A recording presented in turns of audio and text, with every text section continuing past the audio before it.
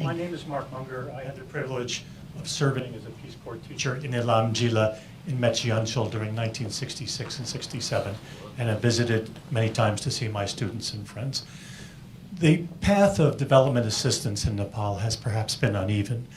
What can the people and government of Nepal expect of donors to improve development assistance, and what may donors expect of the people and government of Nepal to improve development assistance?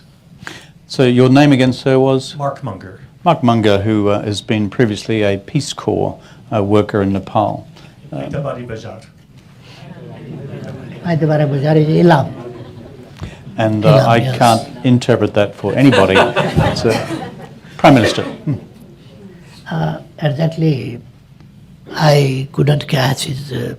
My attention was that he was working in Eastern Nepal. Yeah, he's a Peace Corps worker, and his question essentially was, how do we improve the circumstances in the country for development assistance projects into the future? Am I right, sir? Yes, sir. Yes, sir. Good. There you go.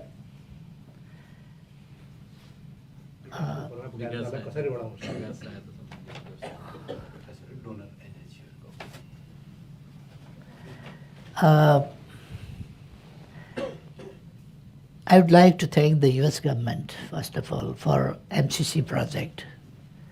Very attractive project. And before I left Nepal this time, Cabinet decided that project is a project of national pride that MCC is launching.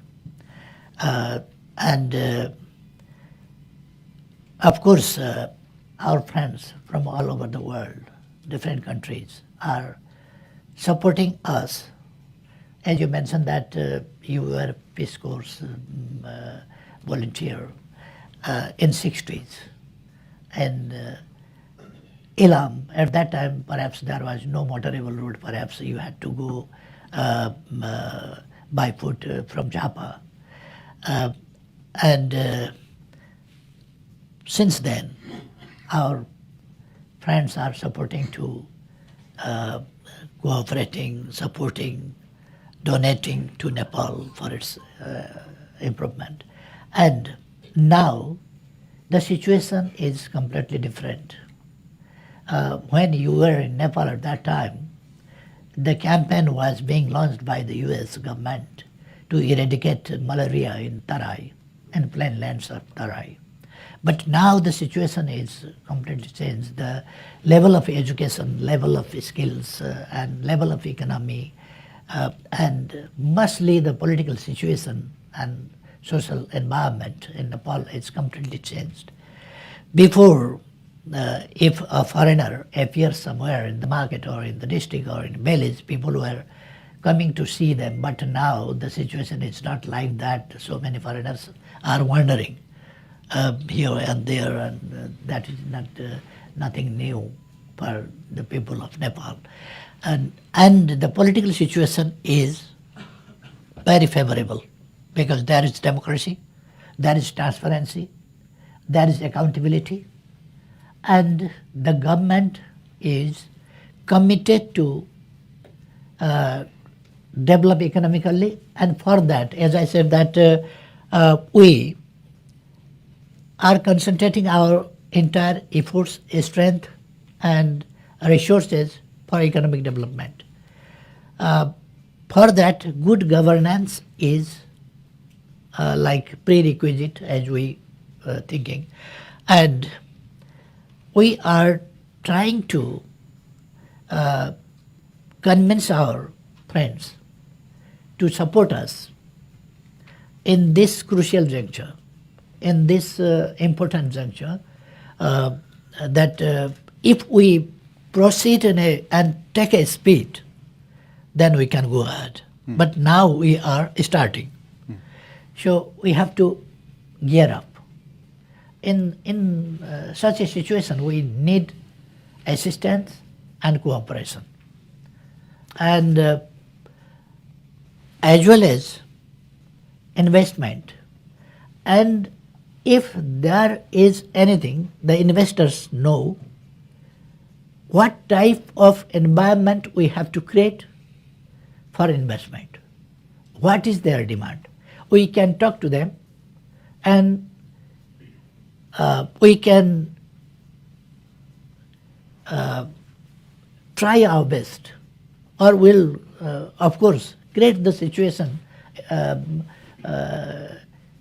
favorable situation. My name is Yazin. I'm a freshman at Columbia College. Thank you very much for your speech. I was wondering, what advice would you give to world leaders to make the world safer and more unified? Papa? I was wondering what advice you would give to world leaders to make the world more safe and unified. Oh, thank you. It's a very interesting question. I didn't have ready-made answer, but I think the leaders should discuss, talk, and find a solution. That's it. My name is Prikuti. I'm from Nepal, and I'm a journalism student here at the Graduate School of Journalism. First of all, I would like to congratulate your government for holding the third phase of elections. My question is, how does your government look forward to resolving the crisis in Madhes that's been going on for over 2 years since the new constitution was promulgated? And also, since you talked a lot about good governance, how do you defend the largest cabinet that you have right now in Nepal, in the Nepal politics? First of all, I would like to answer about the cabinet members, According to the constitution, 10% of its total number can become ministers. Therefore, 60 minister is the 600 number of the National Assembly. 60 number of the cabinet is according to the constitution, but still a smaller number, Regarding your question about issue of Madhes, we have entered into dialogue. We try to accommodate their some of the legitimate demand by amending the constitution, but unfortunately we couldn't pass the amendment because we need 2/3 of majority to pass the constitution. Therefore, we couldn't pass the constitution. Accordingly, we tried to accommodate their some of the demands, but I think they realized and therefore they participated in the local election. I think they also understand the position right now. In future, Nepal's constitution is very much flexible. It can be reformed according to the wishes of the people. Thank you, Prime Minister. My name is Jean Nguyen, Vietnamese Americans. Would you kindly share with us the secret of the communist parties in Nepal? How did your communist parties have so many different parts of communist parties in it? And how did you work so well to be so successful compared to many other communist nations in the world? And I admire you, and I wish you all the best. There was a saying that people should call your country a social democratic society rather than a communist party. Would you agree to that? There's two good, sharp questions for you, Prime Minister. Thank you very much.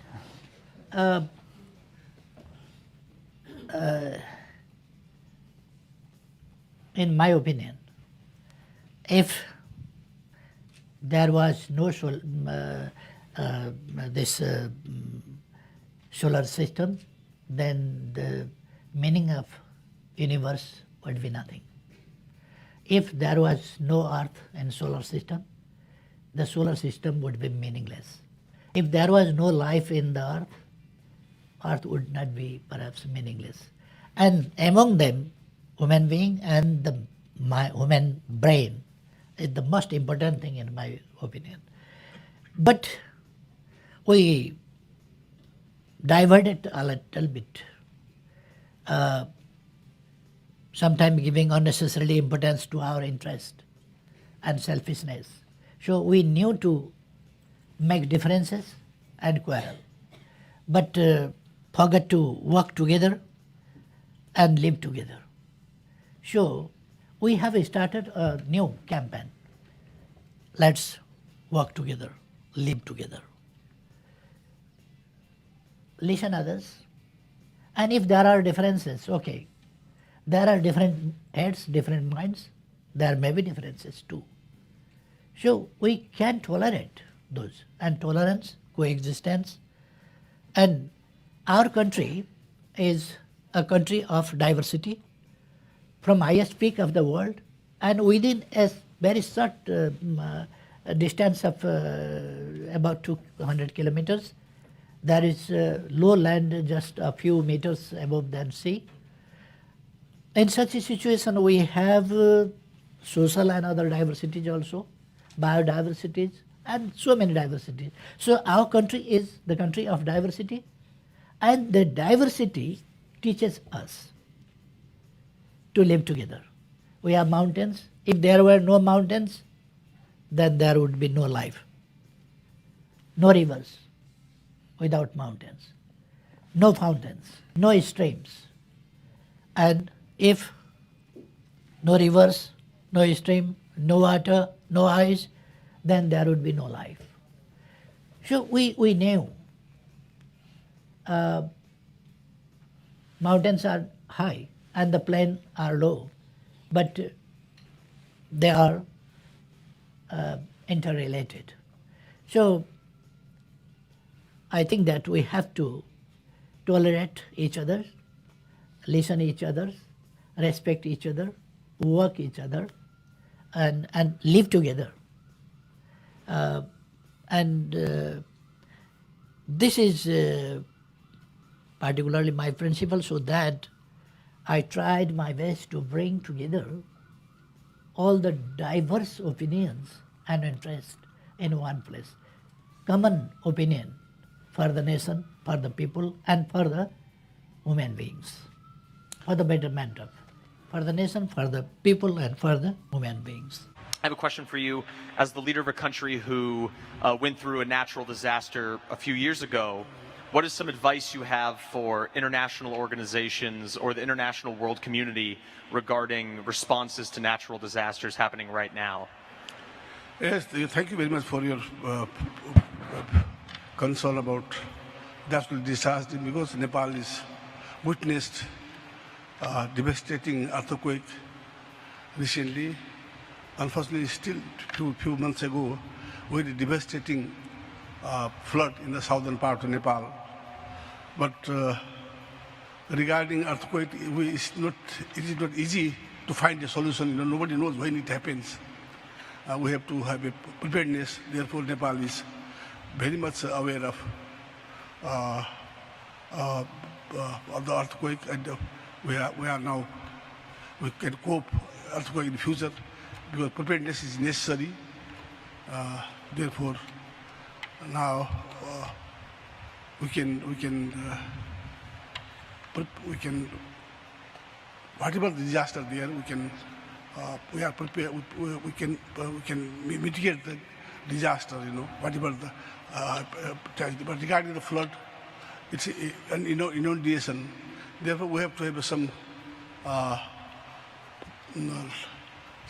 plans so that in future this kind of cannot happen in future, because of the inundation in the southern part of Nepal and the flood.